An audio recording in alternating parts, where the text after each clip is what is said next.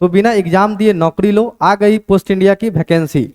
तो यहाँ पे पोस्ट इंडिया की वैकेंसी आई है, इसका फॉर्म कौन फिलअप कर सकता है? जो बच्चे 10वीं पास है वो इसका फॉर्म फिलअप कर सकता है। इसमें जो सिलेक्शन होना है वो मार्क्स के बेस पे होना है, परसेंटेज के बेस पे होना है। तो यहाँ पर देखिए ये पोस्ट इंडिया की वैकेंसी आई है, 10वीं पास वाले स्टूडेंट इस फॉर्म को फिलअप कर सकता है। पोस्ट जो आई है इसमें पोस्ट है 44,228। इसमें कोई एग्जाम नहीं होना है, कोई इंटरव्यू नहीं होना है। तो संपूर्ण जानकारी मैं इस वीडियो में आपको बताऊंगा, वीडियो को पूरा देखिए। आगे देखते हैं, यहाँ पर देखिए। तो सबसे पहला जो है यहाँ पर देखिए registration and submission of online application. तो रजिस्ट्रेशन का जो डेट है वो कहाँ से है? रजिस्ट्रेशन का डेट है 15/7/2024 से लेकर के 5/8/2024 तक। अगर आप फॉर्म फिलअप करने में गलती करते हैं तो इसको एडिट भी कर सकते हैं। और करेक्शन विंडो ये जो है इसका डेट है 6/8/2024 से 8/8/2024 तक। ठीक है, तो यहाँ तक आप इसको करेक्ट कर सकते हैं, एडिट कर सकते हैं। उसके बाद एप्लीकेशन का जो फी है वो जनरल और ओबीसी के लिए कितना है? 100 रुपया मात्र है, और फीमेल SC ST के लिए 0 रुपया है। ठीक है, तो इसको फॉर्म को फिलअप करना नहीं भूलिएगा।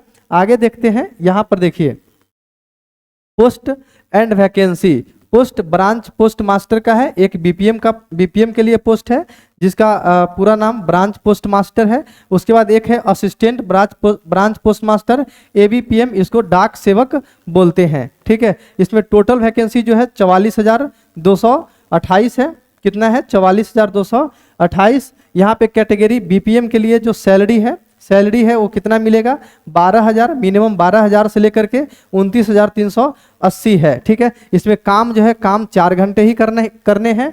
तो यहाँ पर देखिए आगे है ABPM या डाक सेवक के लिए जो सैलरी है वो 10,000 से लेकर के 24,470 रुपया है। ठीक है, तो ये चीज आपको समझ में आया होगा। आगे देखते हैं, यहाँ पर देखिए आगे है एज लिमिट।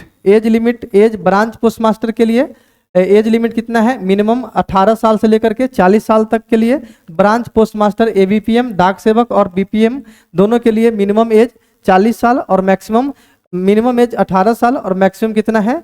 40 साल है। आगे है category age relaxation SC ST के लिए 5 साल, यानी कि वो 45 साल का भी होगा तो उसको वो फॉर्म फिलअप कर सकता है। दूसरा OBC के लिए एज रिलैक्सेशन 3 साल है। EWS के लिए कोई रिलैक्सेशन नहीं है, और PWD के लिए फिजिकल हैंडीकैप्ड के लिए 10 साल का एज रिलैक्सेशन इसमें दिया गया है। ठीक है, आगे देखते हैं, आगे यहाँ पर समझते हैं और क्या है एजुकेशनल क्वालिफिकेशन। ठीक है, एजुकेशनल क्वालिफिकेशन कितना होना चाहिए? मिनिमम उसको 10th पास होना है। यहाँ पर देखिए educational qualification for engagement of GDS is secondary school examination pass certificate of 10th standard with passing marks in the mathematics and English conducted by recognise board of school education by the government of India. ठीक है, तो जिस state से है उससे mathematics में और English में वो बच्चा पास होना चाहिए और उसके पास 10th का सर्टिफिकेट होना चाहिए। ठीक है, और आगे है यहाँ पे government and union territories in India. आगे है the application have studied the local language at least up to 10th standard. तो आप जहाँ से फॉर्म भरते हैं उसमें उसका लैंग्वेज आपको पता होना चाहिए। जैसे आप बंगाल से फॉर्म भरते हैं तो बंगाली आपको आनी चाहिए, अगर बिहार से फॉर्म भरते हैं तो आपको हिंदी आनी चाहिए। ठीक है, तो यहाँ पे 10th standard form recognised board the detail of past by local language prescribed by the government department is given in the annexure 3rd। अब आगे है यहाँ पे आपको और क्या होना चाहिए? नॉलेज ऑफ कंप्यूटर होना चाहिए। ये दूसरा है नॉलेज ऑफ साइकिलिंग होना चाहिए, अदरवाइज आप मोटरसाइकिल से भी जा सकते हैं। आगे है एडिकेट मीन्स ऑफ लाइवलीहुड, आपको भोजन वगैरह वहाँ से नहीं मिलेगा, रूम वगैरह वहाँ नहीं मिलेगा, ये आपका खुद का होना चाहिए। ठीक है, तो ये चीज़ आपको समझ में आया होगा। आगे देखते हैं, यहाँ पर देखिए सिलेक्शन प्रोसेस इसका क्या होगा?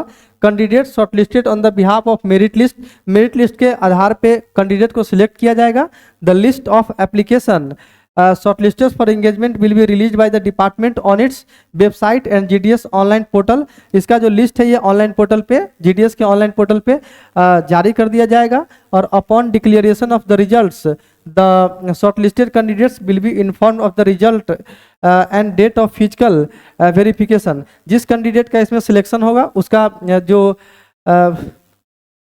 वेरिफिकेशन है, result and date of verification, उसके लिए स्टूडेंट को इन्फॉर्म कर दिया जाएगा through SMS on their registered mobile number, उसके मोबाइल नंबर पे, और as well as on the email on the registered email address. ठीक है, ईमेल पे भी भेज दिया जाएगा और मोबाइल नंबर पे भी भेज दिया जाएगा। ठीक है, आगे समझते हैं।